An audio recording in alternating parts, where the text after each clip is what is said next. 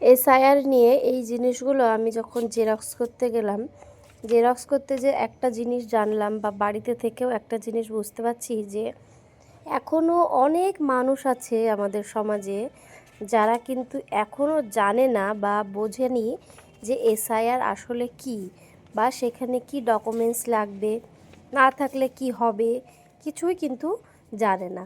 তা আমার মনে হয় যে এই জিনিসটা যারা একদমই নিম্ন মধ্যবিত্ত, যারা বোঝে না, বয়স্ক, তাদেরকে মানে যারা ভোট যখন হয় তখন যেসব মানুষগুলো তাদের বাড়িতে গিয়ে ভোট সংগ্রহ করে, তাদের অবশ্যই উচিত যে তাদেরকে গিয়ে বোঝানো বা বলা যে কী কী ডকুমেন্টস লাগবে, বা গ্রামে একটা প্রচার করা যেখান থেকে মানুষ বুঝতে পারে যে হ্যাঁ এই ডকুমেন্টসটা লাগবে।